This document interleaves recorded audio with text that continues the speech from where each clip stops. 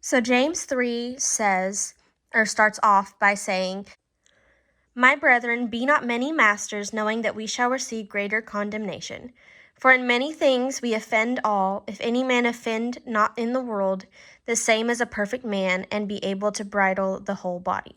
Behold, we put bits in horses' mouths, that they may obey us, and we turn their whole body.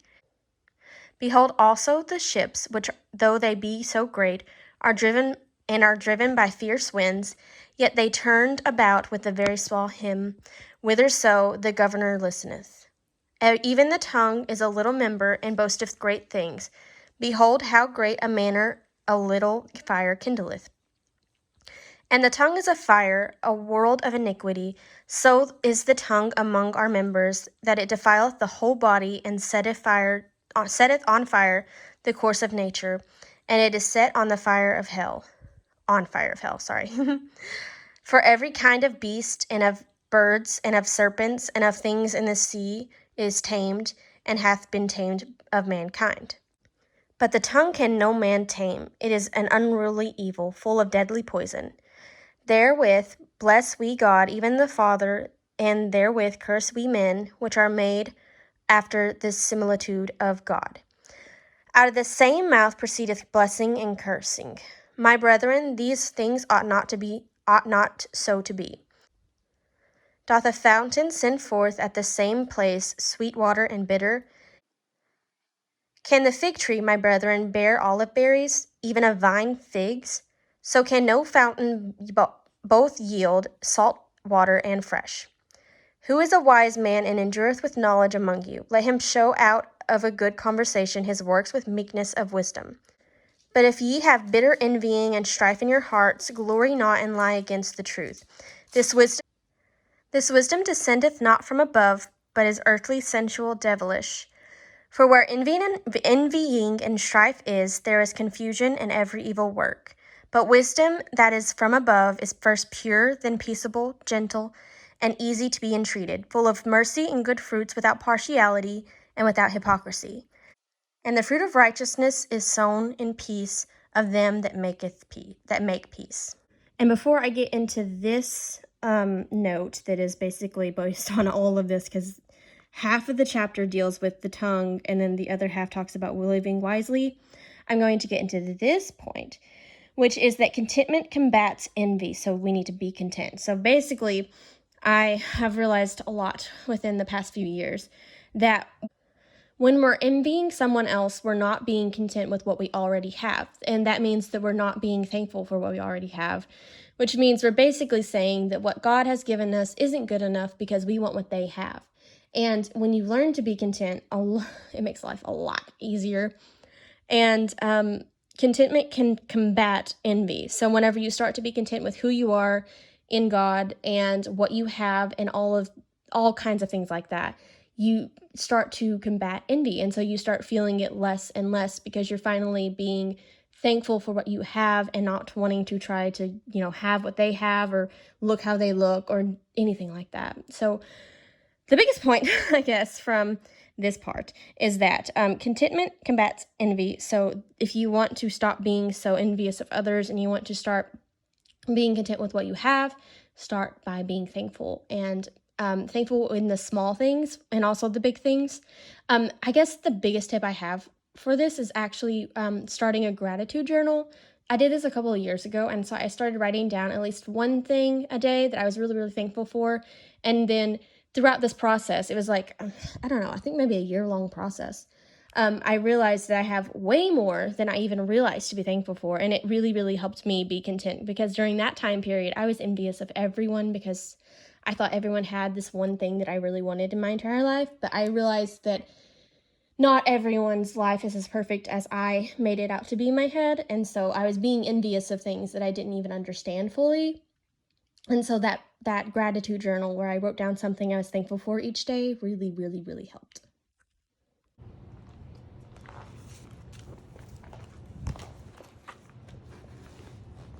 Okay, I haven't posted a video in a really long time, but once upon a time we were studying James together, and I'm pretty sure I did the first and second chapter, But I'm going to reiterate what I wrote down on the second chapter, just in case I didn't and I'm not remembering it correctly. But for the second chapter, verses 3 through 6, I said, treat everyone the same. Don't be partial. Don't become judges of evil. Don't become judges of evil thoughts. And then in verse 9, which says, but if ye have respect to persons, ye commit sin, and are convinced of the law as transgressors. And so, to kind of reiterate the point that was just made, I said treating people differently, which the King James has as partially, is a sin. So basically, throughout all of the second chapter, it just harps on treating everyone the same and not treating someone differently based on something maybe that they can't control, maybe that they can control, just in any way, just treat everyone the same and equally, and don't make someone else above someone else for whatever reason you want to say. And then verses 14, 17, 18, 21, and 22, 24 of James 2, I wrote down, so faith is, works are a product of faith, because it says, and by works with faith was made perfect, and it talks a lot about that. But anyway, so, and then I guess this one, the last note, I moved this. The last note I have for verse 25 is I circled Rahab the harlot, because I last year I did a study over the women of the Bible, and I said I was gonna make by the way, I'm on the floor, which I just made pretty dirty because I still don't know how I want to do my setup for whenever I do these videos, because I had a method, but the method is now not very good.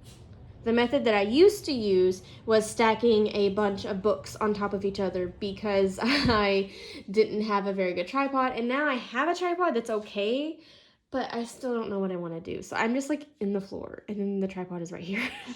I'm surprised you can't really see the legs. Normally you can see the legs.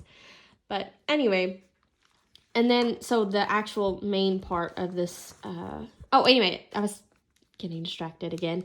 So I wrote out Joshua 2 and Matthew 1 and 5, because that's where Rahab is mentioned. But the biggest thing on James 3 that I wrote down, and you can see because it says controlling the tongue at the top of the third chapter, is the tongue. And recently I did a big study over it. And my thing that I found is that a lot of people like to harp on the negatives of the tongue, which is a good thing to do, because we do need to recognize the damage that it can do. But there's also a lot of positive things that it can do. So we need to recognize that it can be very negative, but if we watch it and we guard our mouths, then it can be very, very positive. So Proverbs 18:21 says, the power of the tongue contains life and death. So that's a positive in it containing life, and then there's the negative in it containing death. And so in Proverbs 21:23, it basically says that the tongue can get you in trouble. James 1:26, which we've already talked about, explains that the tongue needs to be bridled, which means basically you just need to guard your tongue and make sure that you're not speaking in a way that is rude without realizing it, or speaking in a way that is inappropriate, willingly, or not even realizing that you're doing it. And then James 3 and 5, which is the one we're reading, it says, and then James 5, which is in the chapter we're wanting to study, it says, even so the tongue is like a little member, and boasteth great things. Behold, how great a matter a little fire kindleth. And the tongue is a fire, a world of iniquity. So is the tongue among our members, that it defileth the whole body, and setteth on fire the course of nature, and it is set on a fire of hell. I'm sorry, I'm just going to apologize ahead of time. I have like the worst eyesight possible, and so from this angle it's a little hard to read because it's so small. But anyway, that was a motorcycle. But so basically it's saying that the tongue is a small member, but it can cause a lot of damage, kind of like what we were saying earlier. There's a lot of negatives of the Bible talks about the tongue, but then there's also a lot of positives as well. And then in Proverbs 13:3, it talks about how the tongue can lead to ruin. In Proverbs 15:1, it talks about how tongue can stir up anger. And then in Romans 3:13 and Psalm 5:9, it talks about how the tongue can be used for deception. And Proverbs 25:23, it talks about how it can be backbiting. And then in Proverbs 15:4, it says the tongue can crush the spirit, which I want to actually read that one out loud because I think that one really, really, really makes it evident. So Proverbs 15:3. Okay, this is what we're going to do. Right? Yeah, 15:4. Whoops, I said 3. So we're going to do it this way. So it says, a wholesome tongue is a tree of life, but perversiveness is a breach in the spirit. And so what I wrote down, if we can get back to it, the kids at church like to draw in my notebooks and leave me surprises. But I wrote down that the tongue can crush the spirit. And so the positive aspects of the tongue is that the tongue can bring healing. In Proverbs 15:1, it can turn away wrath. Philippians 2:11 and Romans 14:11, which is kind of funny because they both have 11, and I love when that happens. Every tongue shall confess that Jesus Christ is the Lord, which is a good thing to me, at least. Psalm 37:30, it mentions how the tongue can utter wisdom and speak justice.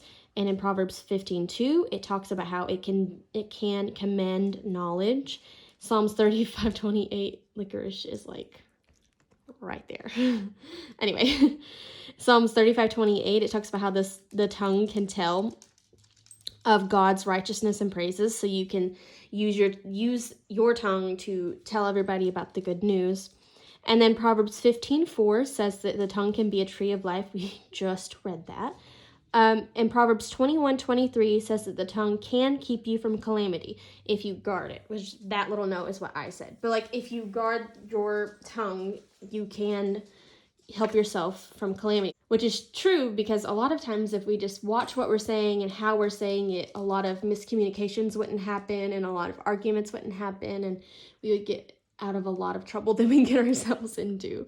But my overall takeaway from just James 3, which was basically it was talking a lot about the tongue, which this is going to be a shorter video, but if you follow me on Instagram, you know how crazy my month has gone, and so I wanted to do a video before it was technically over, but it's been a rough time. But my overall takeaway was that guarding our tongue is very, very important, and it's vital to be a Christian walk, because there's a lot of, as I said earlier, there's a lot of ways where we get ourselves in trouble because we're not watching what we're saying, or we're allowing ourselves to speak in anger, and sometimes we say things that we don't all necessarily mean, and we say things that we know will affect the other person because we're angry, and so we're not watching what we're saying, we're not watching what we're doing. And it really could get us in a lot less trouble if we just watched our tongue and what we were doing or what we're saying.